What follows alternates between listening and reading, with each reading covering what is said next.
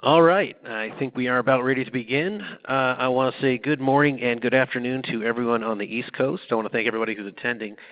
We have another great turnout for our latest webinar in the NIMBL lecture series, which is First Look, SAP Press's A Practical Guide to Solution Manager. I'm Jake Eisbart, part of the NIMBL marketing team. A little bit about us at NIMBL. We are SAP technologists and SAP ecosystem thought leaders. Our consulting business, which is 50% of our work, covers SAP projects, both technical and functional, while our Denver-based AMS services supports both Fortune 1000 and mid-market 24/7 across 20-plus skill sets. Here's a list of some of the services that we offer. Obviously, today we will be talking about Solution Manager, Soulman 7.2, and here's a list of some of the clients that we've worked with and are currently working with. A little bit of housekeeping. We want to be able to answer as many questions as possible, so if you take a look at the chat box in the lower left-hand side as well as the word bubble, feel free to ask any questions. They will be queued as questions, and they will be answered at the end of the presentation. And before we start, we kind of want to get a lay of the land, so we're going to put out a couple poll questions on Soulman 7.2, and feel free to fill those out. First question is going to be, what is your current upgrade schedule to Soulman 7.2? Are you looking at 0 to 3 months, 3 to 6 months, 6 to 12 months, or it is not currently on our schedule? We do that. A lot of people are switching over to 7.2 right now, so we're seeing a lot of 0 to 3 months as well as 6 to 12 months. It's kind of evening out. Give people a couple more seconds to respond. All right, then we're going to hop to the next question. Are you planning on utilizing a partner to upgrade Solution Manager 7.2? We know a lot of people are doing it in-house, and a lot of people are also utilizing partners. We just kind of want to see what that breakdown looks like.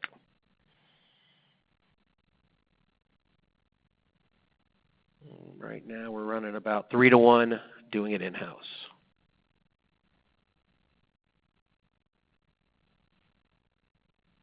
All right, give people a couple more seconds. And on to the next poll question. Is your company currently considering a migration to S/4HANA? S/4HANA was obviously a big topic, among other things, at Sapphire down in Orlando.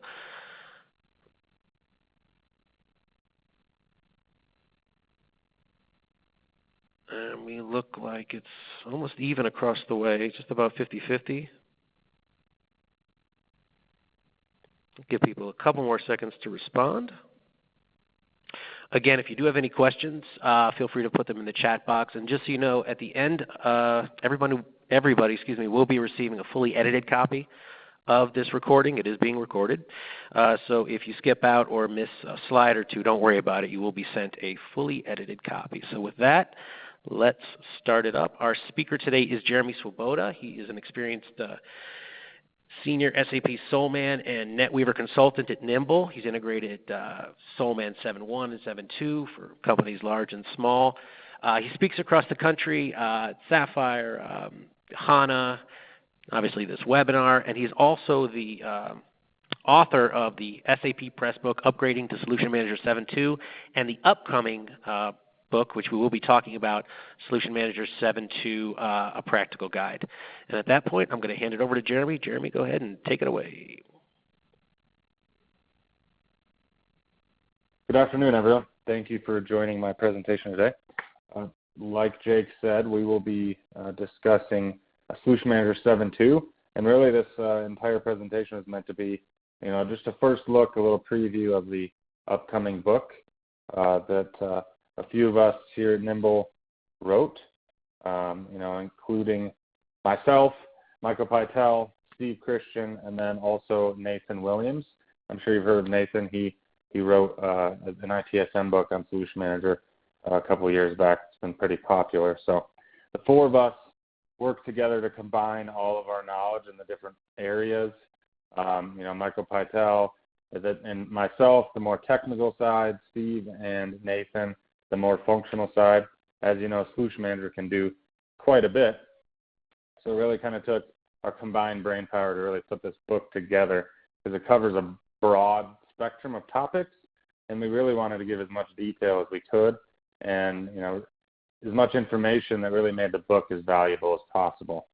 You can see here, the book should be released here in on the 29th of 2017, but there is a discount code up at the top you can take note of, so if you do want to purchase it, you can get a little discount there with that code. The book really covers a wide variety of topics, from a couple of areas that I wrote, upgrading Solution Manager 7.2, so all of the details that are critical and important to understand when you're planning an upgrade to 7.2, as well as all of the different monitoring solutions within application operations that I covered, and the configuration of Solution Manager as well, where we also had Nathan dive into the ITSM portion, where he really wrote a massive chapter on a variety of topics within ITSM, and from how to configure it to how to customize and add some custom tweaks to it. Where Steve covered quality gate management and some of the testing, the IT portfolio, and the business process documentation, where we went very in-depth on all of the changes within business process documentation, how you mapping out your business processes, the new UI involved in that. And we also covered some of the smaller topics, but also very important, like security, the changes introduced to the security sections. So, we really tried to cover all the areas. We also, covered some hot topics like troubleshooting, different areas within ITSM, how to respond to quickly to issues within ITSM. But really a very valuable book that was meant to be something that you could have by your side anytime you're working on or developing or doing any kind of projects within Solution Manager 7.2.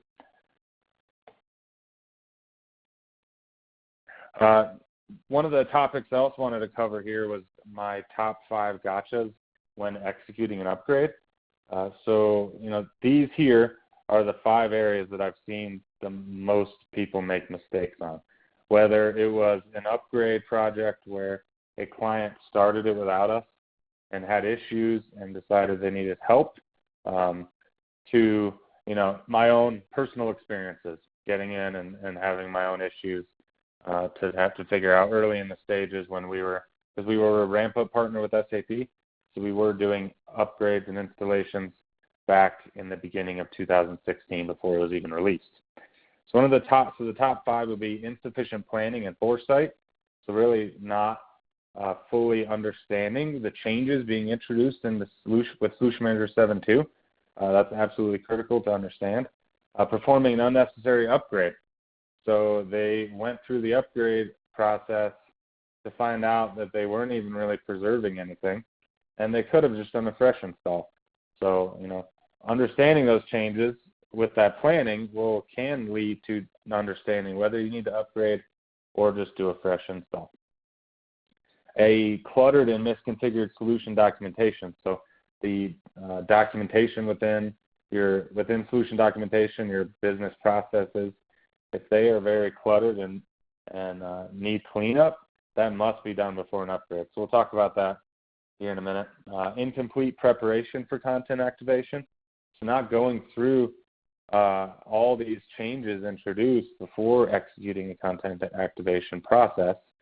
The prepare activation guided procedure is a very critical piece. That can only be done in 7.1 as far as making changes to your documents, because a lot of the transactions go away. So doing that proper is very critical. And then the last one, which isn't as common, but it definitely will be a problem if you don't look at it, is incompatible operating systems and databases.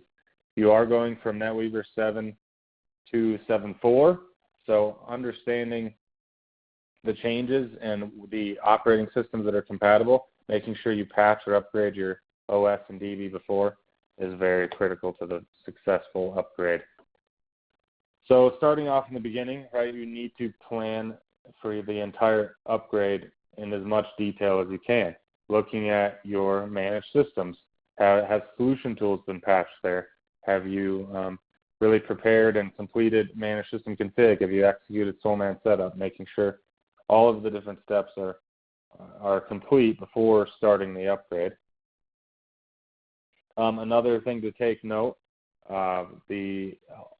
with previously, if you've looked at the upgrade already, a lot of the information for all this information I'm going over was in a note.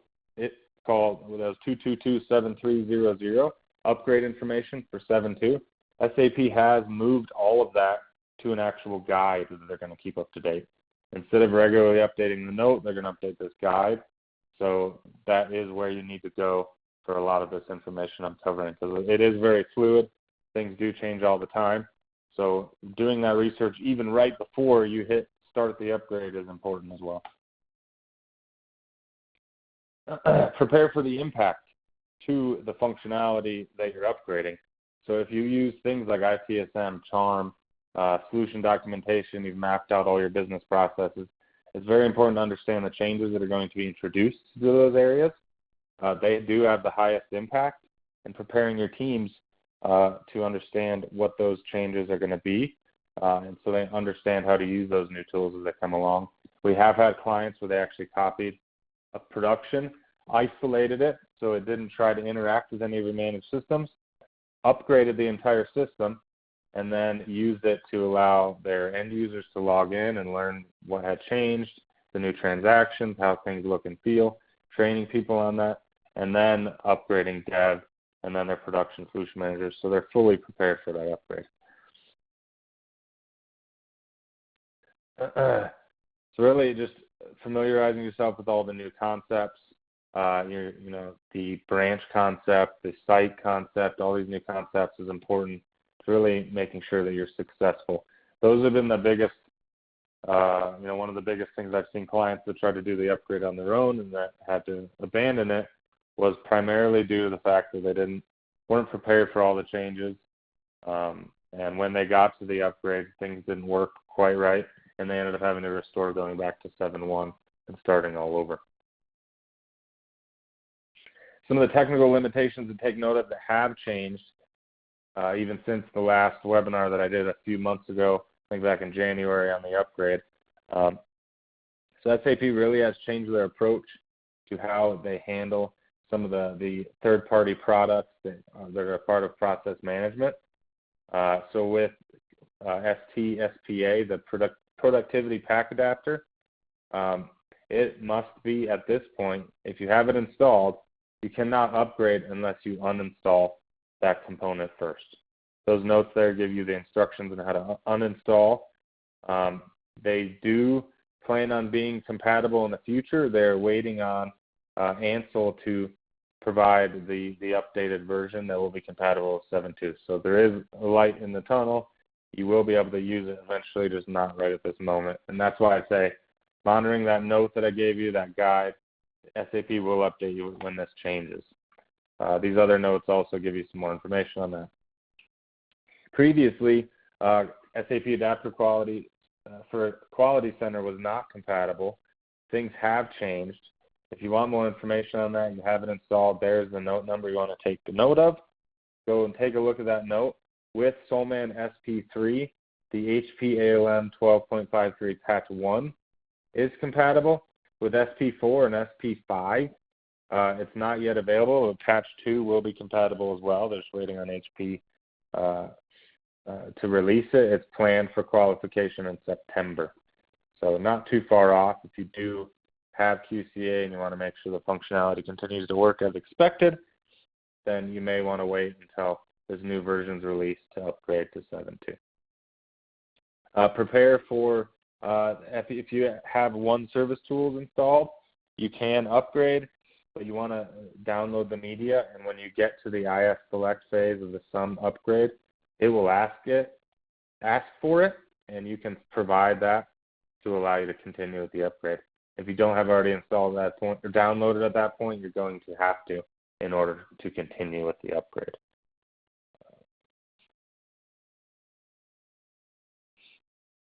So as far as the, some people that performed an unnecessary upgrade, that gotcha. It's really just important to understand why you would want to upgrade and why you would want to do a fresh install. So the top reasons for upgrading would be if you have a significant amount of functionality activated that's going to be impacted by Solution Manager 7.2. So once you understand that impact we talked about previously, this is going to be a no-brainer for you, because you're going to understand that charm, solution documentation, process management, ITSM, all of these different areas have been impacted. And if you are using them, then you need to upgrade, because you're going to want to retain all of that information. If you did a fresh install, you would lose all of that documentation, all of those change requests, all of those tickets in ITSM.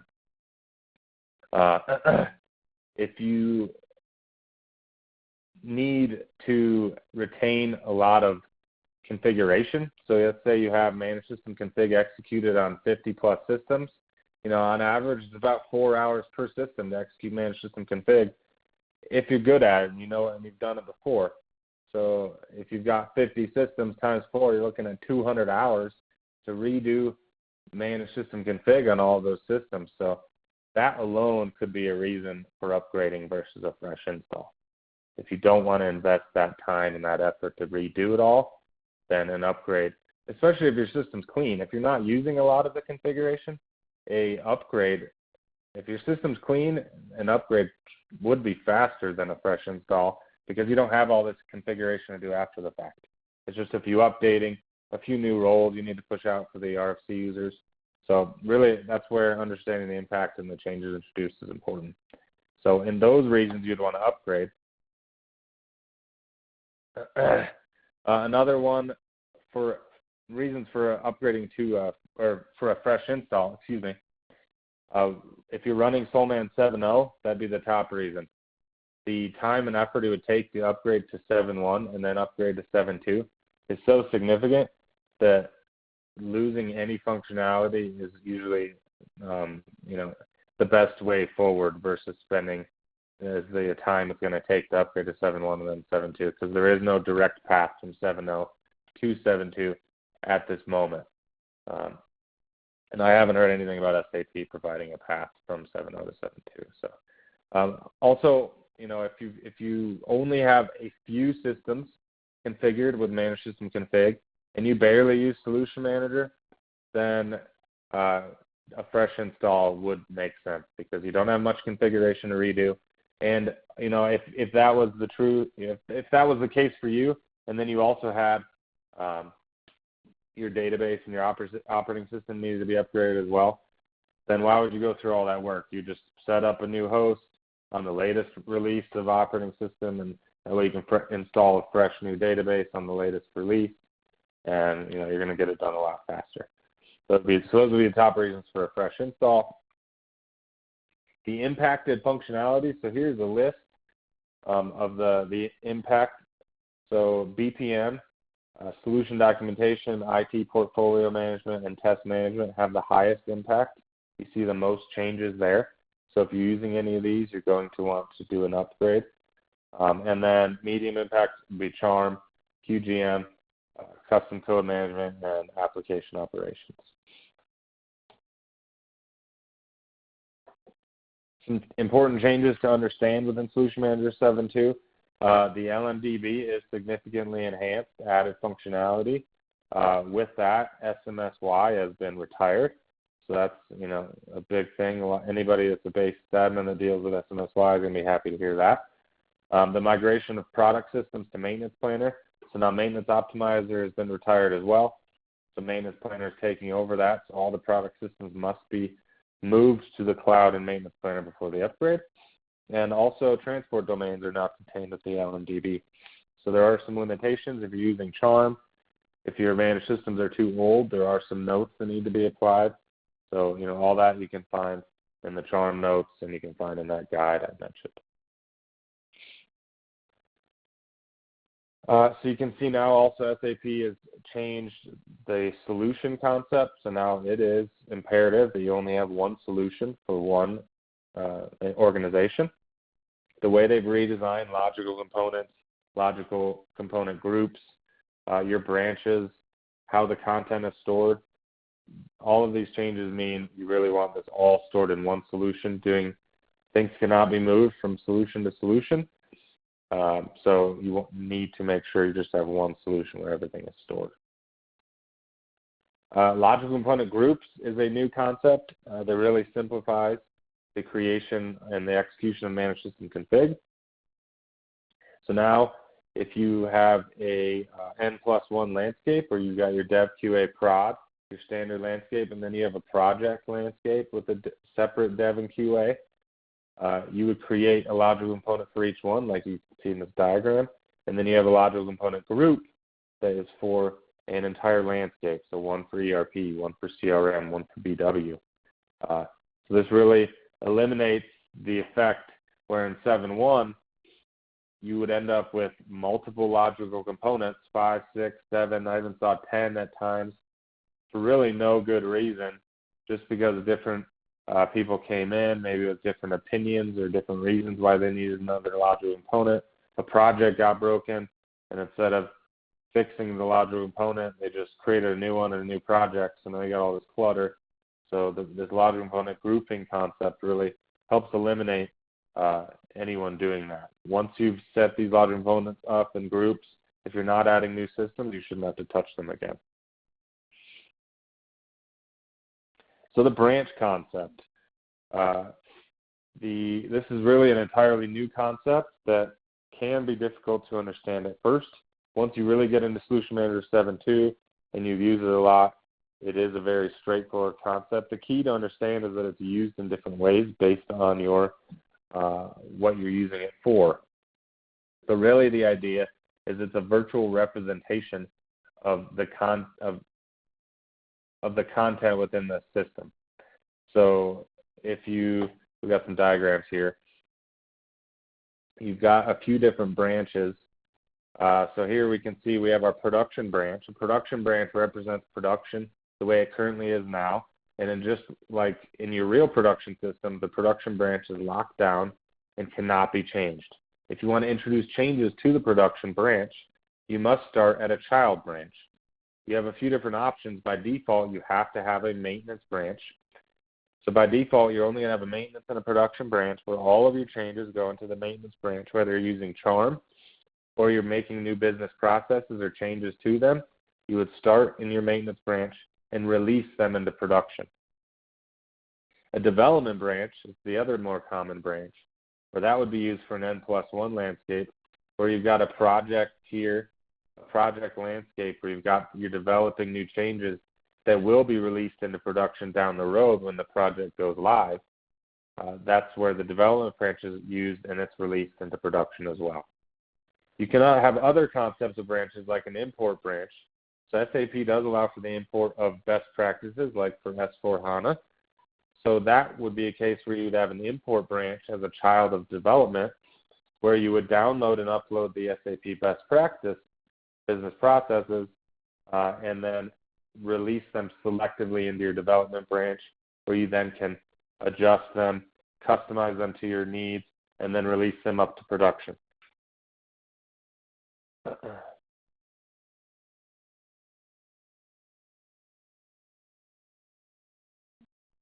So here, going back one slide, we can see that we have the description of those different branches I just described. So really a branch is used in different ways. If you had Charm, then your maintenance branch would contain changes that are day-to-day changes, note fixes, role updates, security role updates, and they'd get moved up to the production branch, where that would represent production.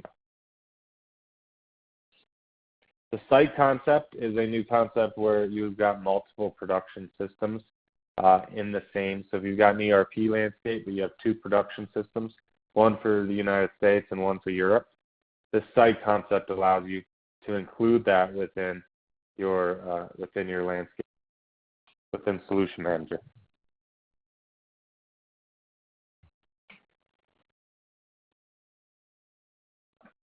The content activation process is how you get from your current logical component structure, your current solutions, and how they all get unified into this new structure, these new concepts. So there's a guided procedure that gets created in Solman 7.1 when you execute this new composite node SAP is released. Previously, there was 80 to 90 notes. Now SAP has really simplified it and created one composite note that is implemented.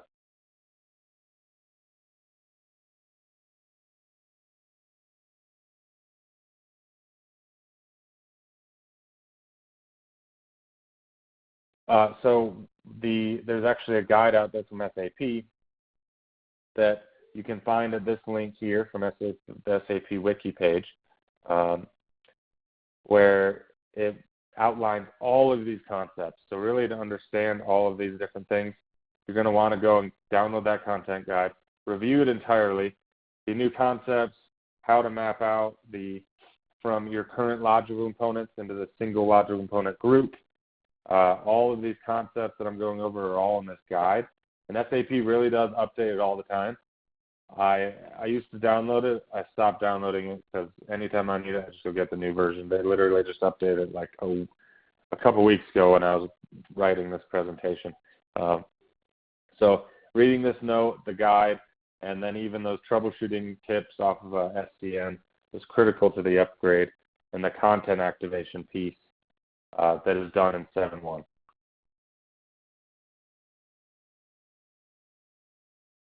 So some guidelines we've kind of put together, Steve and I, because I do the technical piece and Steve does the more functional piece. So it's really where it comes hand in hand, where a technical person, a basis person, is going to understand how changes move through systems, the transport landscape, how things are mapped out in that from a technical sense.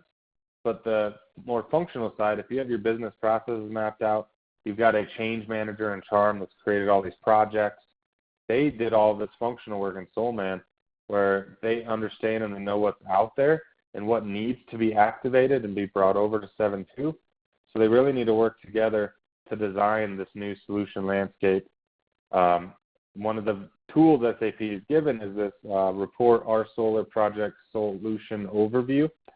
It really just lists out a complete list of all of your projects and your solutions, tells you who created them, who modified them last, what kind of content exists in them, so you can work together to make sure you've identified all of the content you want to bring over. You would also want to make sure everyone that's in this process understands these new concepts, the areas they're going to touch, so that you can really make good decisions now. Because if any content needs to be cleaned up, it has to be done in 7.1. Once you're in 7.2, a lot of the transactions are retired, and you can't make changes to them anymore. Sure, you can still execute this guided procedure, prepare activation, but if the change is required, you can't do it. So you need to have all this done in 7.1, starting long before you actually do the upgrade, so you're ready for it.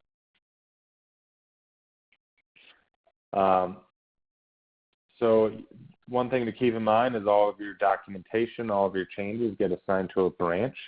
So you also want to design your branch landscape. Are you just going to have a maintenance and a production branch, or do you need a development branch as well? So looking at your branches and deciding where this content is going to be activated is important as well. So these are some of these reports that will help you clean up your documentation. So the Soulman unused document really just allows you to search for KW documents that are not being used, essentially that are not assigned to a project. Because what if you have someone that created something that was needed, but somehow it got lost and you didn't know where it was, what project it was assigned to? You could use that to recover those. Assign it to a project, and now it can be activated. Report Soulman docu version archive allows you to archive, and then the delete one allows you to delete. So if you have any documentation out there that's just junk, someone created and abandoned, and you need to remove it from a project so it doesn't get activated, then you're going to want to use those reports to clean it up. Because just like you want to pick everything you really need, you also don't want to pick anything you don't want, right? You want to be as clean as possible in 7.2. Some technical requirements we already talked about. Verify your OS and DB are compatible with NetWeaver 7.4 and kernel 7.4.9. That's the latest release. When you actually patch the OS and the DB, make sure you follow the SAP guides like anything else. I've had issues where the database upgrade was done incorrectly. All of the all the cleanup wasn't done properly in production, and we actually had upgrade errors that took a long time to resolve. So making sure that's done properly is important. The dual stack split is required when you upgrade to 7.2. You do have a few options and different things you need to consider. When you do the dual stack split, are you going to keep the Java stack on the same database and or the same host as the ABAP stack? Both are supported, and if you're not using the system, if it doesn't have a heavy load, then keeping it all in one host is perfectly fine. If you want room to grow in the future, then I would recommend moving your Java database and application off to another host. If you do that, it does require a web dispatcher that is configured in Infrastructure Preparation Guided Procedure of Soulman Setup. So make sure you are prepared and you're ready to do that as well. If you want to go to HANA, HANA is now included in the license of Soulman 7.2, and they also allow there's a DMO option within SUM. So if you do want to use SUM to go straight to HANA, what it will happen is you'll actually upgrade to Soulman 7.2, both ABAP and Java stack, but the ABAP stack will move to HANA, all in one move, all in the upgrade, and then you'll use SWPM to split the Java stack, and then you can also then migrate the Java stack to HANA as well if you like, or to what I would recommend is the SAP database, is the Sybase database that's included in the license as well. And, a very good database, saving you money on licensing costs. Plan for Trex. So if you have Charm or ITSM and you want the full text search option, you must have Trex installed if you're not running HANA. If you have HANA, then you don't need Trex. There's a guided procedure in Soulman Setup that you have to run in order to set up either option. Really planning your activities ahead of time, like I've talked, plan is very important. Those are the areas I've seen people miss when I do it. I've done it a bunch of times, so I've got a complete checklist that I go through in detail, and then I also update. I read SAP's guides again because it changes, right? You read all of the notes. If anything changes, and you be prepared for it, especially when you're using the latest version. SP5 was just released about a month ago. So I've done some fresh installs on that. I haven't done an upgrade to SP5 yet. We did it to 3 and 4, but the fresh installs to SP5, right? There's new information. You want to make sure you update it. If you have done your research already, go do it again. The upgrade, from what I've seen, 2 to 3 days of pre-processing time, and no more than 12 to 15 hours of downtime. And you could probably speed that up if you really gave it some more CPU and processing power.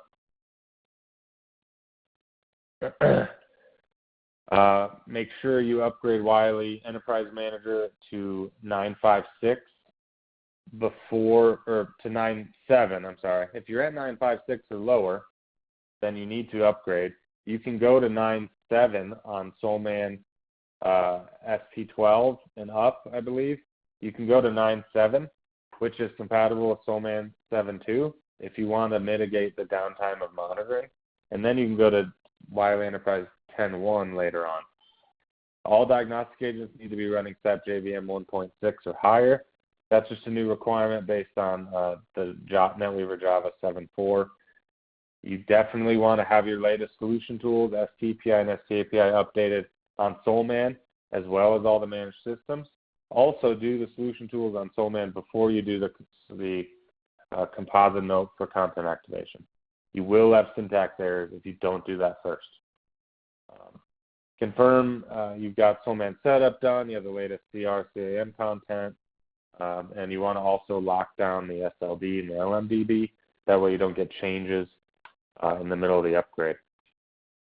If you are looking to do an upgrade now and you can't wait for the book to come out, the full Soulman 7.2 book, I did write an e-byte on the upgrade to Soulman 7.2 released back in October. I haven't updated it since October, but it still has tons of really good information Of course, the composite notes change and all of that, but the concepts between branches and all of these concepts really haven't changed much. So still a good guide that can help you through the upgrade planning as well. And the process takes you step by step through the entire upgrade. So moving on to monitoring, I also want to discuss some of the things that changes with system monitoring within Soulman 7.2. This is a big topic that I wrote. I think it's like a 95-page chapter on in the book on all of the different monitoring within Soulman 7.2. They've done some rebranding. They've added a couple tools. Hasn't changed a ton, but definitely in some significant ways. You will definitely, if you're using these tools, you will enjoy the changes that come through. So you have your standard system monitoring that cover the whole gambit, your application, your OS, your DB. You have a user experience monitoring, which has just been rebranded, still really the same tool. Integration monitoring, you've seen a lot of enhancements to, including new cloud monitoring capabilities that we'll talk about here in a minute. You have job monitoring, so really monitoring all of your background jobs in both ABAP and Java stacks, as well as focusing on your process chains and BW as well. Then you have business process monitoring. Business process monitoring has seen the most change out of all of the monitoring tools. It has been integrated with solution documentation. I'll show you some of the dashboards that have changed, where really business process monitoring has been completely redesigned.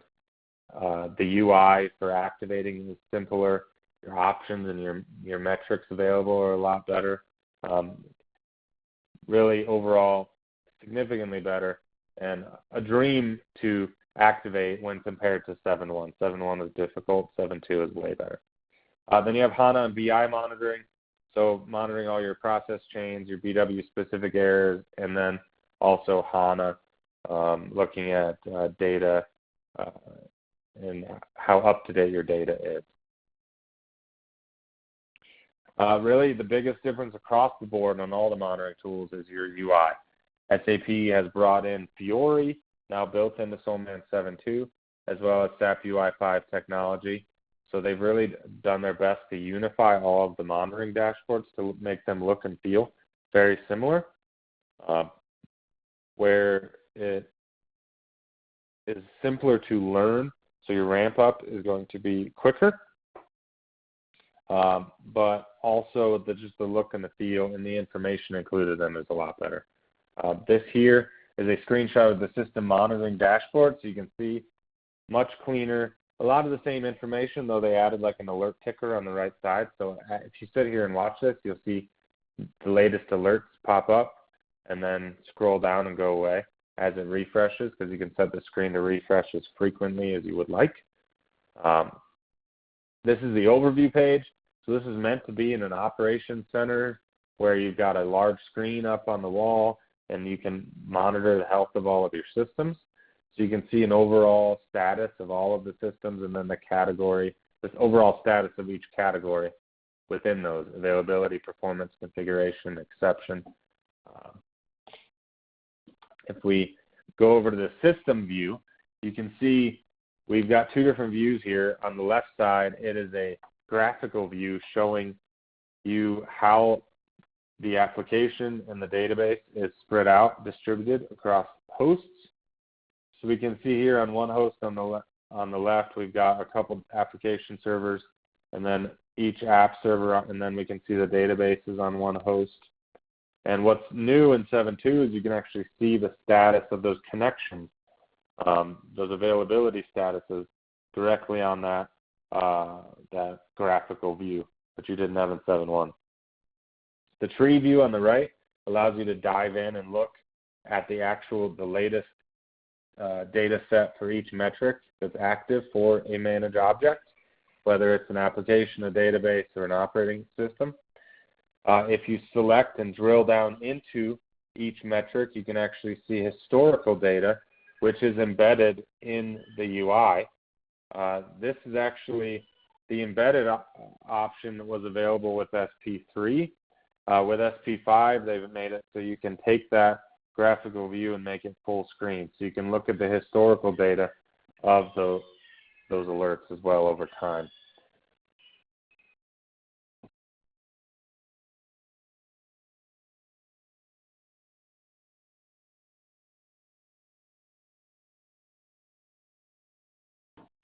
So if we look at this, we can see we've got our embedded options, right? Very streamlined view. This here is user experience monitoring dashboard, so a lot of the same data, but just organized, cleaner. You can still do that same trace. If any of you have done user experience monitoring, really what it takes is your root cause analysis tools, your end-to-end trace analysis, and automates it. So you can run a script every 5 minutes, executing a series of transactions in an ABAP stack as frequently as you want, and then giving you all of that data historically over time, allowing you to really narrow down where the bottleneck is on a performance issue. Is it at the database level, at the host level, at the network level, at the application level, really giving you in-depth data on the performance of a system. This here is business process monitoring dashboard. So you can see we have the overall status of the alerts at the top. At the bottom, though, is the graphical view, actually showing you the entire business process that you're monitoring and giving you the status of the metrics at each step. So if a step has a background job that runs that is required for that step of the business process, was it successful or not? Is the performance of the transaction fast enough, right? Have performance issues on a transaction? There's a huge variety of different metrics available. You can monitor each step within a business process, so really adding value to monitoring for the business. The mobile dashboards has also been included. So with Fiori, right now they have system monitoring, user experience, and message flow monitoring that has a mobile optimized view of those dashboards I just showed you that can be displayed on any mobile device, because all it requires is a browser that's compatible.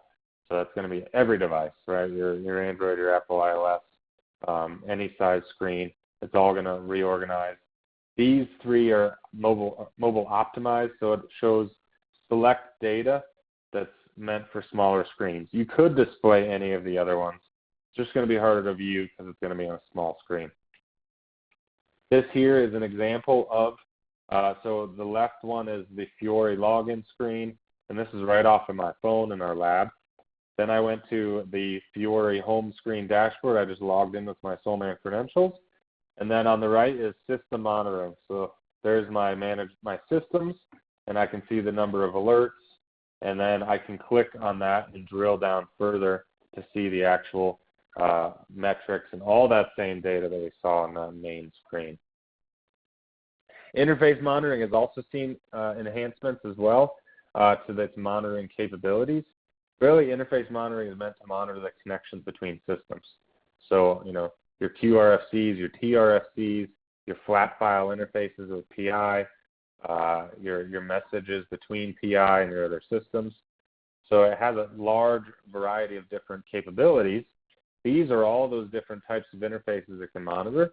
So your RFCs, your web service calls, your PI channels, gateway services, IDOCs, QRFCs, and what has also been enhanced is your SAP public cloud communication. So allowing you to monitor those cloud environments with a variety of different thresholds.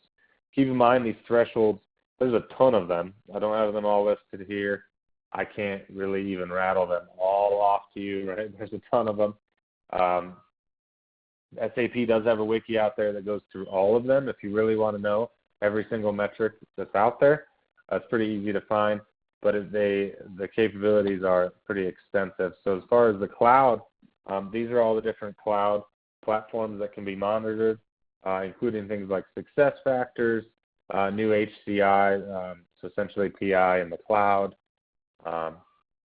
And based on each product, you have different thresholds available. So this here is once you get this here is the link to the wiki page that has the entire list of interfaces for you to review. like I said, there's a ton of them. In the book, I go through almost all of them. That's why that chapter's 95 pages. But there's a ton out there. I encourage you to go out on this wiki, read through it, really see the capabilities. Keep in mind, you do need managed system config done with managed systems like any other to really get this going. PI monitoring has its own requirements. So there are some technical requirements before you can get stuff like this activated. This here is a screenshot of the UI for interface monitoring. So you can actually see, the health status of each interface between the systems. So if you had one in the cloud, and you can make this as complex as you want, you can have different scenarios. So this is Soulman and a few of our ECC systems out there. If you wanted to have your entire landscape, you could. That would probably be pretty complicated, but you could also narrow it down to only the systems that communicate. That way you can have, separate UIs for different areas. As you can see, there's other views as well. This is the topology, the graphical view. Then there's an analytics view, and there's an overview where you can get a more detailed view of that same data. So thank you for joining my presentation today. Hopefully you learned a lot. I look forward to seeing you next time. All right. Thanks so much, Jeremy. Before we get to the Q&A, we're just going to finish up with just a couple more poll questions. The first one's going to be, after all this information, it's a lot to process. We know that. So if you'd like any assistance building your return on investment for using Soulman within your organization, you can type yes or no into the chat box. And like I said, we'll give people a little bit of time to fill that out. Looks like a number of you are looking for assistance. And give people a little bit more time on that before we go to the Q&A. All right. And then finally, one more. Finally, would you like to set up a direct discussion with Jeremy? Like I said, he has the 7.2 among 3 other writers coming out, the handbook coming out in, I believe, August, and just put out a great article on Support Package 5. And I should mention, Jeremy mentioned it in the middle of the webinar, his book on upgrading to Soulman 7.2. We have an additional discount code for that. So if you would like to receive that 15% off discount code, just type code into the chat box, and we will we'll be sure to send you that code. And again, there is the code for the book that's coming out if you'd like to pre-order it. Just follow the website and type in Soulman 7. SAP Soulman 7.2. Okay, great. So let's get to the questions. We do have a number of them, and we'll run them down one by one. Jeremy Sita asks, will there be any significant advantage hosting Soulman on HANA instead of the classic database, apart from in-memory computing feature benefits? Truthfully, the only area that I've seen better performance on is when you have large numbers of documents with Charm or ITSM. That's really where it's heavily utilized. Unfortunately, BW is still a big part of Soulman, and that is really where the bottlenecks come from. If you have slow Soulman, it's related to BW. So, unfortunately, I haven't seen HANA really help with that. All right. And then Jeff asks, what's the recommended method for upgrading to Soulman 7.2 with an upgrade of the operating system? Should this be done by copying the system to a new server and then changing the SID? I would upgrade it just like any other system. I don't copying it, I wouldn't say is necessary. If that's your usual way of going about it, then certainly I don't see why you can't do that. Certainly fine. I would say that's additional steps. I guess it's more about downtime, right? How much downtime can you handle when you're having to do these upgrades to the production Soulman system? If you can handle the downtime, then no, I wouldn't waste the time copying. It kind of be unnecessary, right? Just upgrade it in place where it's at. But I would do it as different staging, right? You'd plan the the upgrading of your OS and your DB, and then a few weeks later, a month later, then you do your Soulmate upgrade. Okay. Swirali, sorry if I got that name incorrect, asks an interesting question. I'm sure a lot of people are dealing with this on 7.1. What happens to the existing charm projects in 7.1 after the upgrade to 7.2? Do they need to close existing projects? And also, what's the procedure to create new charm projects in 7.2 since the solar T codes are retiring? Yes, so those T codes are being retired. So really with 7.1, all of those documents and your task list and everything get activated directly into a branch. So really the project concept goes away. You really don't have projects in 7.2. You don't have branches in 7.2. So when you do your content activation, you select which branch those projects get activated in. So really most of them are going to go in your maintenance branch. Unless you have an N+1 landscape, then all of those projects for your upcoming go live project would go in the development branch. So really, they just all get activated, and you don't have to worry about. You don't have to close anything out. You don't have to worry about any of that. The main thing is you just activate the projects you need, because if you don't, then they can't be activated later. Hopefully that answers your question. Well, he had a follow-up to that as well. Are there any changes to the charm transaction types or workflows or RFC forms and the normal change forms in 7.2? Would their existing charm configurations remain as the same after the upgrade? So as far as the workflow and the actual change process, that has not really changed.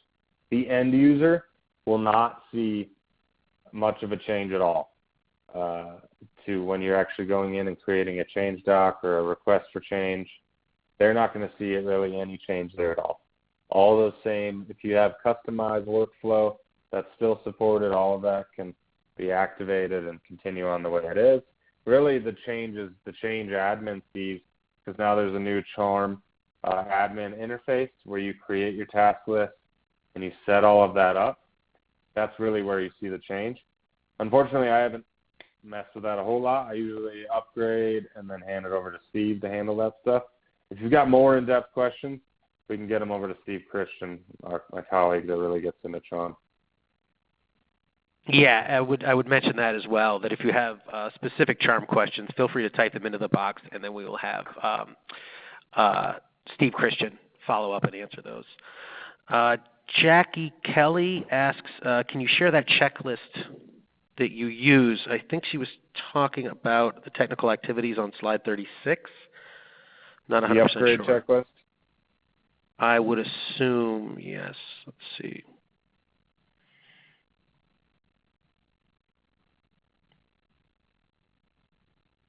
Yeah, I mean, sure. I can probably share that. Great. So we'll make sure that Jackie gets that upgrade checklist. Let's see.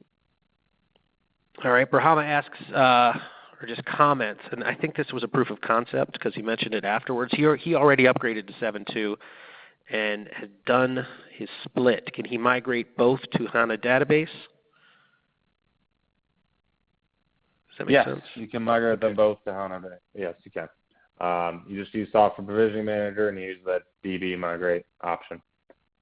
The DMO option I mentioned with some is just another option. Either way is the same thing. It's really the difference is how much downtime can you handle. If you want the least amount of downtime at a time, then I would do the upgrade, keeping your current database, and then 2-3 weeks later, whenever you're ready, then do the migrate to HANA. If you can handle the longer downtime, then I would upgrade, use the DMO option, go straight to HANA, because it's just less work. You know, someone's going to do it all in one shot for you, and you don't have to come back and perform more steps later. Okay. Victor asks if you can discuss anything about the change in certificates for SSL communication between ABAP and JavaStacks. I mean, it's not really any change beyond, I mean, it's really just NetWeaver 7.4. So any of the authentication requirements, sure, there's definitely more authentication. SAP is trying to make Soulman more secure, and really in general, everything more secure. So like with diagnostic agents, you now must use the certificate authentication method between the diagnostic agents and Soulman. Beyond that, I can't really speak to much more changes beyond that. Okay, I think Pat has a technical monitoring question. Maybe not technical. In the monitoring, can you also include your cloud applications such as SuccessFactors, C4C, et cetera? Yeah, I think I covered that in the slide deck. You can monitor those. There's a list there. And if you go to that URL, you'll get a complete list. You can get to find all those metrics available. Or buy the book. Yeah, exactly. It's all in the book. I think you answered this question as well. Bernard asked, can you upgrade from 7.0 to 7.2? And you can't, right? You have to be on 7.1, right? No, you cannot. You'd have to upgrade to 7.1, and then you can upgrade to 7.2. Okay. Esteban asks, do you recommend to create a sandbox and test the new functionality before undertaking the upgrade? I would say it depends on the amount of functionality and how dependent you are on it for productive use. If you have a lot of end users using Charm, you got a lot of end users working on business process documentation, those high impact areas I listed, then yes, I would recommend copying production and using it as a test landscape for end users to learn, but also to fully understand. You just have to be careful. When you copy it, you got to make sure it's isolated because it's going to immediately try to reach out to all your managed systems, and that's going to cause some issues. So you need to plan that copy carefully. But yeah, I would recommend that. If you're not using your system a whole lot, you don't have a lot of end users impacting, then no, I would say just upgrading dev is going to be sufficient for you to understand the impact. All right. We'll take a couple more questions. I would note that any questions that aren't answered during our allotted time, we will follow up. So don't worry. Just feel free to keep typing in those questions, and we'll make sure that they are all answered. In addition, as you are exiting, you will see a comment box. We'd love to know what you liked about the presentation, what you thought we may have left out, and what you'd like to see in the future overall. It helps us form our lecture series. So definitely please feel free to add a couple comments on your way out. We would really appreciate it.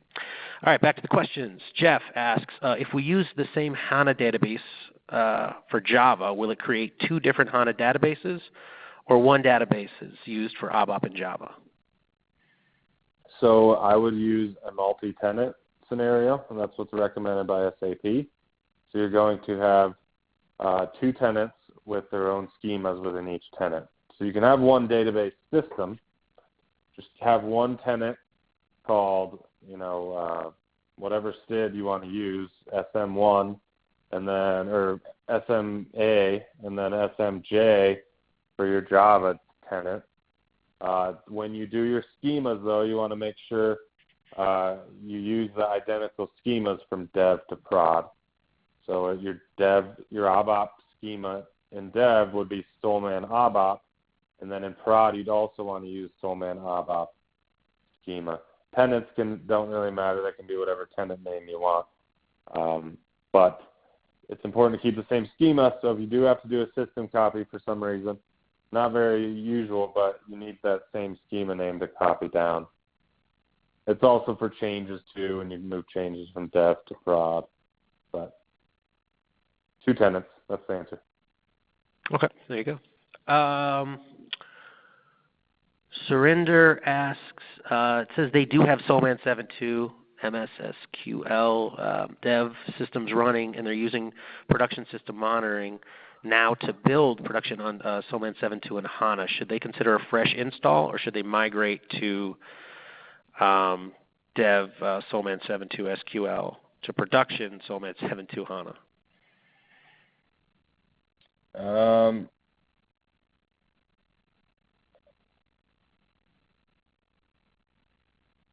Yeah, I mean, I think the migration should be fine if you just want to migrate to SQL to, so it's all fully supported by SAP.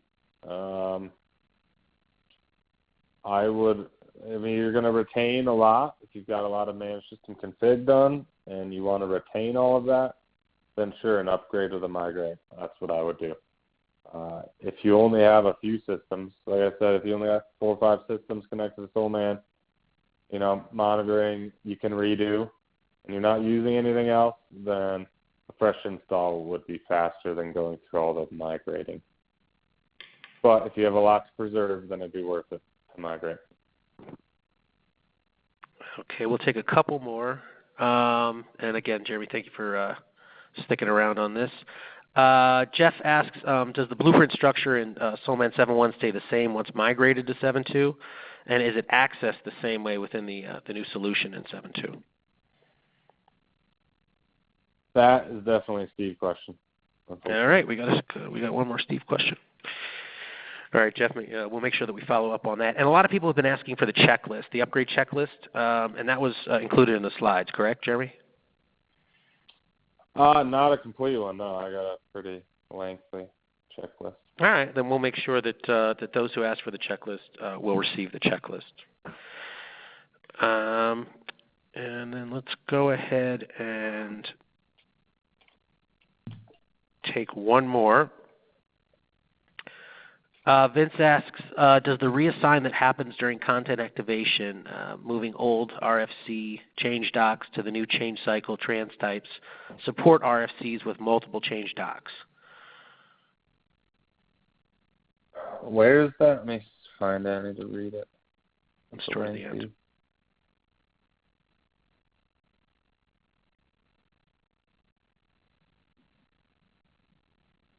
Okay.